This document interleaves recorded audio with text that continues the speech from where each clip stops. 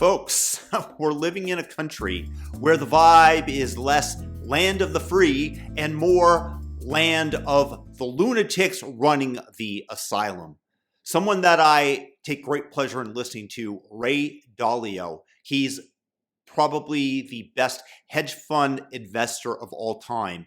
He said that we have to treat each other nicely. How well do we treat each other as a nation is the question for our survival. It's a beautiful sentiment, Ray, and I find it truly inspiring.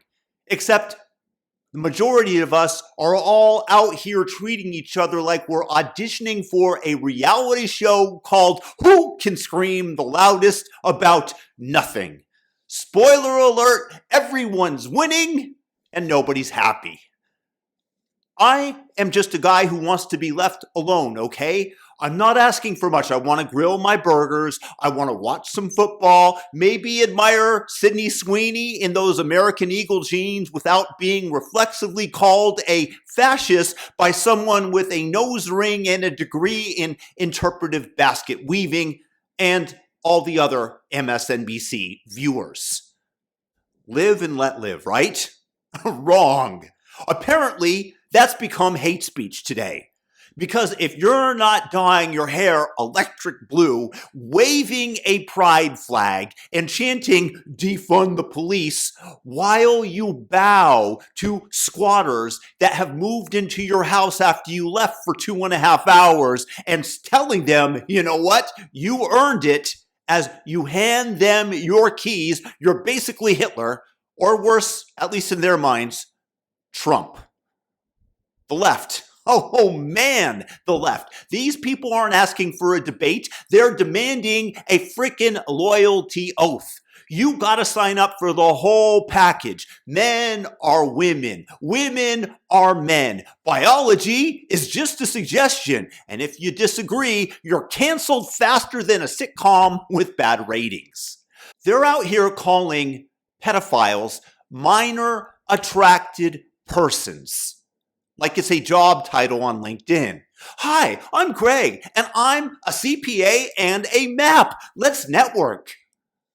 What do you think is next for these people? Rebranding serial killers as life transition facilitators? And don't get me started on the trust the science crowd. These are the same geniuses who masked our kids.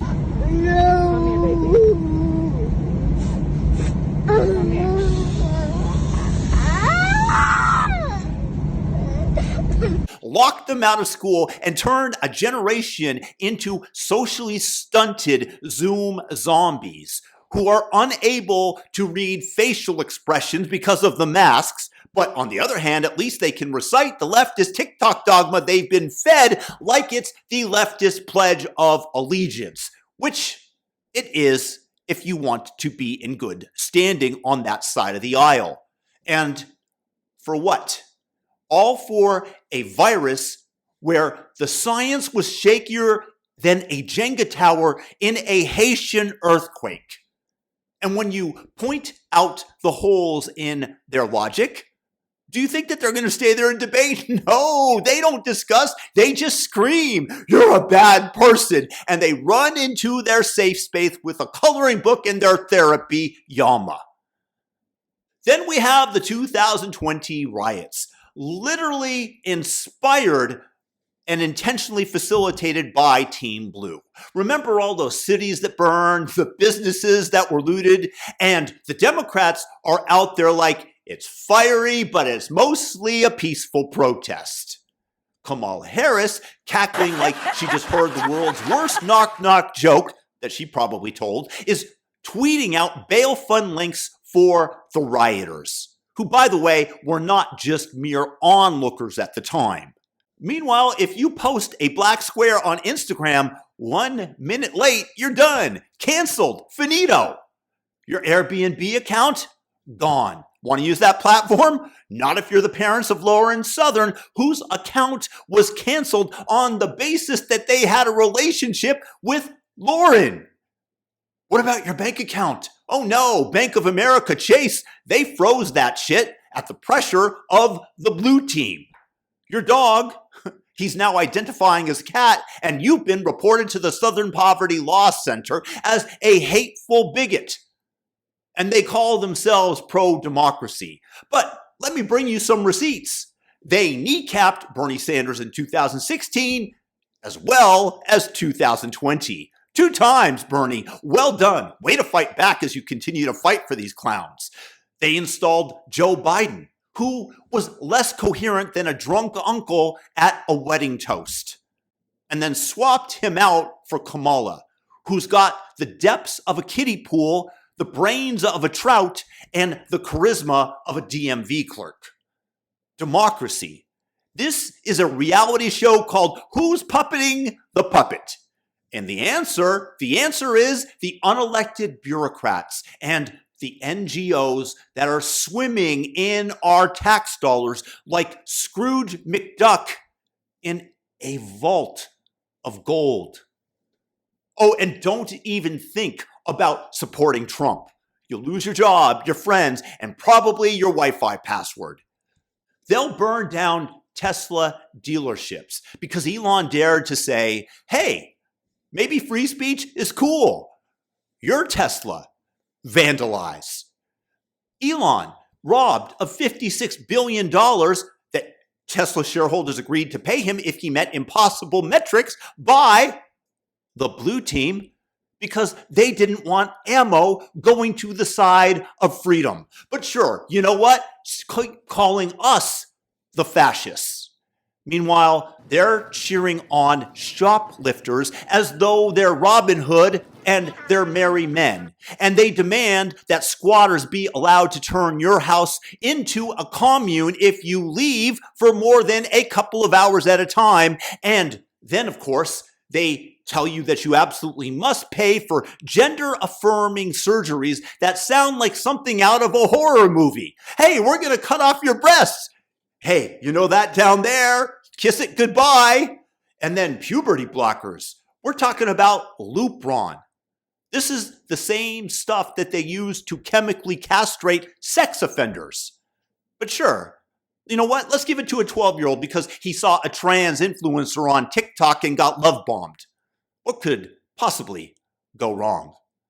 And the taxes, they want to bleed you dry in order to fund this circus. It's your responsibility to pay for their ideology because they are the morally superior beings. But if you say, hey, you know what? I'd like to keep some of my paycheck, just a small portion, you suddenly become a greedy monster.